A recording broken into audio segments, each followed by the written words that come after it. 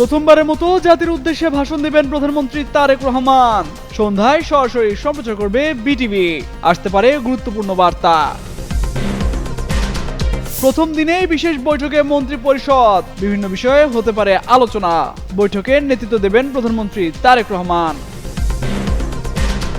বাংলাদেশের প্রধানমন্ত্রীর উদ্দেশ্যে শাহবাজ শরীফের বার্তা, তারেক রহমানকে ভাই বলে সম্বোধন, শুভেচ্ছা জানিয়ে মোদির চিঠি। সিঙ্গাপুরে গেলেন বিরোধী দলীয় উপনেতা তাহের, শারীরিক চেকআপের জন্য সফর জানালেন জামায়াত নেতা। প্রবাসীদের সঙ্গে করবেন মত বিনিময়। একের পর এক খুলছে আওয়ামী লীগের কার্যালয়, ব্যানার টানিয়ে দলীয় পতাকা উত্তোলন। বরিশালে একদিনের জামিন পেলেন কার্যক্রম স্থগিত দলের 3 নেতা। জাতির উদ্দেশ্যে ভাষণ দেবেন প্রধানমন্ত্রী তারেক রহমান। বুধবার সন্ধ্যা 7টায় রাষ্ট্রীয় সম্প্রচার মাধ্যমে তার এই ভাষণ সরাসরি সম্প্রচার করা হবে। রাষ্ট্রীয় সম্প্রচার মাধ্যমে প্রধানমন্ত্রী তারেক রহমানের এই ভাষণ সরাসরি সম্প্রচার করা হবে বলে সরকারের এক তথ্য বিবরণীতে জানানো হয়েছে। গেল মঙ্গলবার প্রধানমন্ত্রী তারেক রহমানের নেতৃত্বে গঠিত 49 সদস্যের মন্ত্রিসভা শপথ গ্রহণ করেছে। এই মন্ত্রিসভায় 25 জন পূর্ণমন্ত্রী এবং 24 জন প্রতিমন্ত্রী রয়েছেন। এদিকে জাতীয় স্মৃতিসৌধে বীর শহীদদের প্রতি শ্রদ্ধা জানিয়েছেন প্রধানমন্ত্রী তারেক রহমান। বুধবার বেলা 11টায় জাতীয় স্মৃতিসৌধে বীর শহীদদের প্রতি শ্রদ্ধা জানান তিনি। এর আগে প্রধানমন্ত্রী ও মন্ত্রিপরিষদের সদস্যদের আগমনকে কেন্দ্র করে স্মৃতিসৌধ এলাকায় 3 স্তরের নিরাপত্তা জোরদার করা হয়। পুলিশ, র্যাব ও সেনাবাহিনীর সদস্যরা সমন্বিতভাবে দায়িত্ব পালন করেন। মহাসড়কে বাড়ানো হয় গোয়েন্দা নজরদারি, ডগ স্কোয়াড ও বোম্ব ডিসপোজাল ইউনিটের মহড়া দেওয়া হয়। শপথ গ্রহণের পর আজ থেকে কাজ শুরু করছে নতুন মন্ত্রিসভা। বিকেলেই প্রথমবারের মতো বৈঠকে বসতে যাচ্ছে সদ্য গঠিত মন্ত্রী পরিষদ। বুধবার সচিবালয়ে অফিস করবেন নতুন প্রধানমন্ত্রী তারেক রহমান। প্রথম কার্য দিবসে মন্ত্রী পরিষদ সদস্যদের সঙ্গে বিশেষ বৈঠক এবং সচিবদের সঙ্গে মত বিনিময় সভা করবেন তিনি। মঙ্গলবার বিএনপির মিডিয়া সেলের সদস্য শায়রুল কবির খান বিষয়টি নিশ্চিত করেছেন। তিনি জানান, বুধবার সকালে জাতীয় স্মৃতিসৌধে পুষ্পস্তবক অর্পণের পর সেখান থেকে ফিরে দুপুর 12:30টার দিকে সচিবালয়ের মন্ত্রিপরিষদ বিভাগের প্রধানমন্ত্রীর দপ্তরে তিনি অফিস করবেন। সেখানে মন্ত্রিপরিষদ বিভাগের কর্মকর্তাদের সঙ্গে পরিচিতি ও মত বিনিময় সভায় অংশ নেবেন তিনি। সভা শেষে সচিবালয়ে দুপুরের খাবারের পর বিকেল 3টায় মন্ত্রিপরিষদে বিশেষ বৈঠক করবেন। এর আগে মঙ্গলবার বিকেলে সংসদ ভবনের দক্ষিণ প্লাজায় শপথ নিয়েছেন তারেক রহমান এবং 25 মন্ত্রী ও 24 প্রতিমন্ত্রী। বাংলাদেশের নতুন প্রধানমন্ত্রী তারেক রহমানকে অভিনন্দন জানিয়েছেন পাকিস্তানের প্রধানমন্ত্রী শাহবাজ শরীফ। মঙ্গলবার সামাজিক যোগাযোগ মাধ্যম এক্সে দেওয়া এক বার্তায় তারেককে শুভেচ্ছা জানান তিনি। এক্স বার্তায় শাহবাজ গণপ্রজাতন্ত্রী বাংলাদেশের প্রধানমন্ত্রী হিসেবে শপথ নেয়ায় তারেক রহমানকে উষ্ণ অভিনন্দন জানান। একই সঙ্গে দুই দেশের পারস্পরিক স্বার্থ সংশ্লিষ্ট ক্ষেত্রগুলোতে দ্বিপাক্ষিক সহযোগিতা আরও জোরদার করার আগ্রহের কথা তুলে ধরেন। এই বার্তায় তারেক রহমানকে ভাই বলে সম্বোধন করেন শাহবাজ শরীফ। দুই দেশের ঐতিহাসিক সম্পর্ককে আরও গভীর করতে ঘনিষ্ঠ ও ফলপ্রসূ যোগাযোগ অব্যাহত থাকবে বলে আশা প্রকাশ করেন পাকিস্তানের প্রধানমন্ত্রী। এদিকে তারেক রহমানের হাতে ভারতের প্রধানমন্ত্রী নরেন্দ্র মোদীর পাঠানো চিঠি তুলে দিয়েছেন ভারতের লোকসভার স্পিকার ওম বিড়লা। চিঠিতে তারেক রহমানকে শুভেচ্ছা জানানোর পাশাপাশি পরিবার সহ ভারত সফরের আমন্ত্রণ জানিয়েছেন নরেন্দ্র মোদী। মঙ্গলবার বিকেলে বাংলাদেশের নতুন সরকারের শপথ গ্রহণ অনুষ্ঠানে অংশ নেয়ার পরে সন্ধ্যায় তারেক রহমানের সঙ্গে সৌজন্য সাক্ষাতের ছবি এক্সে প্রকাশ করার মাধ্যমে ভারতের প্রধানমন্ত্রীর চিঠি বাংলাদেশের নতুন প্রধানমন্ত্রীর হাতে তুলে দেওয়ার তথ্য জানান ওম বিড়লা। এক্স বার্তায় তিনি লেখেন, বাংলাদেশের প্রধানমন্ত্রীর সঙ্গে গঠনমূলক বৈঠক সম্পন্ন হয়েছে। ভারতের প্রধানমন্ত্রী নরেন্দ্র মোদীর পক্ষ থেকে পাঠানো একটি ব্যক্তিগত চিঠি তারেক রহমানের কাছে হস্তান্তর করা হয়েছে। চিঠিতে প্রধানমন্ত্রী মোদী তাকে শুভকামনা জানিয়েছেন এবং সুবিধাজনক সময়ে ভারত সফরের আমন্ত্রণ জানিয়েছেন। সিঙ্গাপুর গেছেন জাতীয় সংসদের বিরোধী দলীয় উপনেতা ও সংসদ সদস্য ডাক্তার সৈয়দ আব্দুল্লাহ মোহাম্মদ তাহের। সফর সঙ্গী হিসেবে তার সাথে রয়েছেন স্ত্রী প্রফেসর ডাক্তার হাবিবা আক্তার চৌধুরী সুইটি। বুধবার সকাল 8:30টায় তাদের বহনকারী বিমানটি সিঙ্গাপুরের উদ্দেশ্যে ছেড়ে যায়। কুমিল্লার 14 চৌদ্দগ্রামের উপজেলা জামায়াতের সেক্রেটারি বেলাল হোসাইন গণমাধ্যমকে বিষয়টি নিশ্চিত করেছেন। বেলাল জানান, নিয়মিত শারীরিক চেকআপের পাশাপাশি সেই দেশের গুরুত্বপূর্ণ ব্যক্তি ও প্রবাসীদের সঙ্গে মতবিনিময় করবেন জামায়াতের এ নেতা। এজন্য তিনি সবার দোয়া কামনা করেছেন। আগামী 25 ফেব্রুয়ারি তাহের দেশে ফিরবেন বলেও জানান বেলাল। গত 12 ফেব্রুয়ারি জাতীয় সংসদ নির্বাচনে কুমিল্লা 11 আসন থেকে বিপুল ভোটে এমপি নির্বাচিত হন জামায়াতের কেন্দ্রীয় নায়েবে আমির ডাক্তার সৈয়দ আব্দুল্লাহ মোহাম্মদ তাহের। মিছিল নিয়ে আওয়ামী লীগের কার্যালয়ে তালা খুলেছেন নেতাকর্মীরা। বুধবার ভোরে নোয়াখালী জেলা আওয়ামী লীগের কার্যালয়ে এ ঘটনা ঘটে। পৌর মহিলা আওয়ামী লীগ ও সহযোগী সংগঠনের নেতৃবৃন্দদের পক্ষ থেকে ব্যানারটি মূল ফটকে টানানোর তথ্য পাওয়া গেছে। ব্যানারে লেখা ছিল, দীর্ঘ 18 মাস পর নোয়াখালী জেলা আওয়ামী লীগের কার্যালয় অবমুক্ত করা হলো। স্থানীয়রা জানান, ভোরে আওয়ামী লীগের নেতাকর্মীরা একটি মিছিল নিয়ে মাঝদি টাউন হল মোড় সংলগ্ন জেলা কার্যালয়ের সামনে আসেন। প্রথমে তারা কার্যালয়ের তালা খুলে সেখানে অবস্থান নেন এবং আওয়ামী লীগের পক্ষ থেকে বিভিন্ন স্লোগান দিতে থাকেন। বেশ কিছু সময় অবস্থানের পর তারা কার্যালয়ের মূল ফটকে একটি ব্যানার লাগিয়ে চলে যান। এদিকে আওয়ামী লীগের কার্যালয় খোলা নিয়ে প্রতিক্রিয়া জানিয়েছেন স্থানীয় বিএনপির নেতাকর্মীরা। জানান, অদৃশ্য কোনো শক্তির নির্দেশে কার্যক্রম নিষিদ্ধ সংগঠনের নেতাকর্মীরা কার্যালয়টির তালা খুলেছে। এ বিষয়ে বিএনপির কেন্দ্রীয় নেতাদের হস্তক্ষেপ কামনা করেন তারা।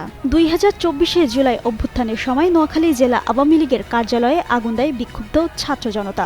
ওই সময় কার্যালয়ের ভেতরে ভাঙচুর চালানো হয়। পরবর্তীতে কার্যালয়ের প্রধান ফটকে দেওয়া হয় তালা। শিক্ষাঙ্গন থেকে রাজনীতির মঞ্চ। দীর্ঘ পথ চলার পর রাষ্ট্র পরিচালনার দায়িত্বে নতুন অধ্যায় শুরু করলেন ঢাকা 13 আসনের সংসদ সদস্য ববি হাজ্জাজ।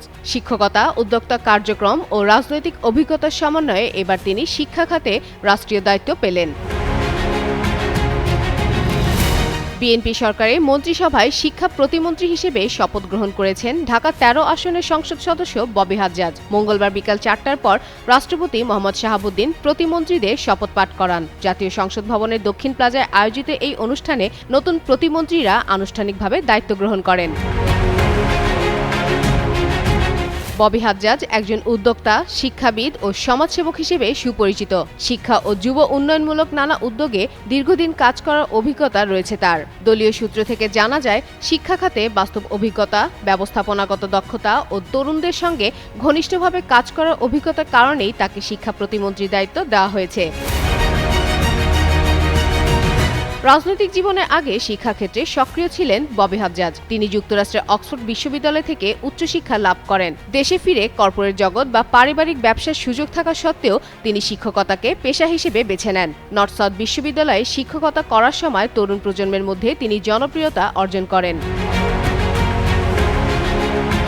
রাজনীতিতে তার হাতেখড়ি হয় জাতীয় পার্টির মাধ্যমে। তিনি সাবেক রাষ্ট্রপতি হুসাইন মোহাম্মদ এরশাদের বিশেষ উপদেষ্টা হিসেবে দায়িত্ব পালন করেন। পরবর্তীতে রাজনৈতিক মতপার্থক্যের কারণে 2014 সালে নির্বাচনের সময় তিনি জাতীয় পার্টি থেকে সরে আসেন। নিজস্ব রাজনৈতিক দর্শন বাস্তবায়নের লক্ষ্যে তিনি গঠন করেন জাতীয়তাবাদী গণতান্ত্রিক আন্দোলন NDM। যদিও পরবর্তীতে বিএনপির সঙ্গে রাজনৈতিক সমন্বয়ের মাধ্যমে জাতীয় নির্বাচনে অংশ নেন তিনি। গত 12 ফেব্রুয়ারি অনুষ্ঠিত ত্রয়োদশ জাতীয় সংসদ নির্বাচনে ঢাকা 13 আসনে বিএনপি মনোনীত ধানের শীষ প্রতীকের প্রার্থী হিসেবে ববি হাজ্জাজ 88,387 ভোট পেয়ে নির্বাচিত হন। তার নিকটতম প্রতিদ্বন্দ্বী জামায়াতে ইসলামের সমর্থিত 11 দলীয় ঐক্যের খেলাফত মজলিসের আমির পান 86,067 ভোট। অল্প ব্যবধানের এই লড়াইয়ে শেষ পর্যন্ত জয় নিশ্চিত করে সংসদ সদস্য ও পরবর্তীতে শিক্ষা প্রতিমন্ত্রীর দায়িত্ব পান ববি হাজ্জাজ। ফাতেমা ফাতেহজান, যুগান্তর নিউজ। ত্রয়োদশ জাতীয় সংসদ নির্বাচনে বাংলাদেশ জাতীয়তাবাদী দল থেকে সুপ্রিম কোর্টের 9 জন আইনজীবী এমপি হিসাবে নির্বাচিত হয়েছেন। এর মধ্যে 5 জন স্থান পেয়েছেন মন্ত্রিসভায়। 5 জনই সুপ্রিম কোর্টের নিয়মিত আইনজীবী। মন্ত্রিসভায় স্থান পাওয়া সুপ্রিম কোর্টের 5 আইনজীবী হলেন advocate Mohammad Asaduzzaman, advocate Nitai Roychowdhury, barrister Kaisar Kamal, advocate Farzana Sharmin Putul ও ব্যারিস্টার মীর হেলাল উদ্দিন।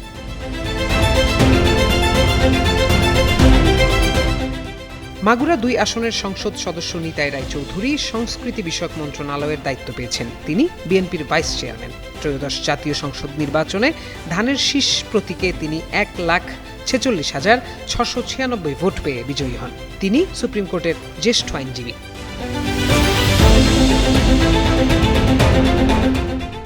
ঝিনাইদহ 1 আসন থেকে নির্বাচিত সংসদ সদস্য মোহাম্মদ আসাদুজ্জামান আইন, বিচার ও সংসদ বিষয়ক মন্ত্রণালয়ের দায়িত্ব পেয়েছেন। সাবেক attorney general Mohammad Asaduzzaman 1,71,598 vote পেয়ে বিজয়ী হন। তিনিও সুপ্রিম কোর্টের জ্যেষ্ঠ আইনজীবী।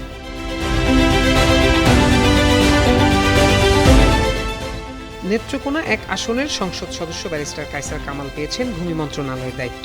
জাতীয়তাবাদী আইনজীবী ফোরামের মহাসচিব ও বিএনপির আইন বিষয়ক সম্পাদক ব্যারিস্টার কায়সার কামাল ধানের শীষ প্রতীকে 1,59,701 ভোট পেয়ে বিজয়ী হন। তিনি সুপ্রিম কোর্টের জ্যেষ্ঠ আইনজীবী।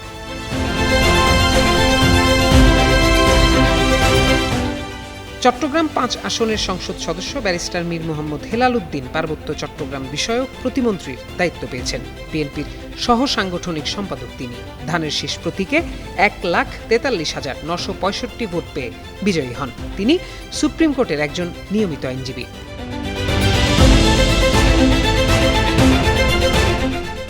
নাটোর 1 আসনের সংসদ সদস্য ব্যারিস্টার ফারজানা শারমিন পুতুল মহিলা, শিশু ও সমাজ কল্যাণ বিষয়ক মন্ত্রণালয়ের প্রতিমন্ত্রী হিসেবে দায়িত্ব পেয়েছেন। নাটোর 1 আসন থেকে নির্বাচিত বিএনপি নেত্রী ব্যারিস্টার ফারজানা শারমিন প্রতিমন্ত্রী হিসেবে শপথ নিয়েছেন। রাজশাহী ও রংপুর বিভাগের 16 জেলার 72টি সংসদীয় আসনের মধ্যে তিনি একমাত্র নারী সংসদ সদস্য হিসেবে নির্বাচিত হন।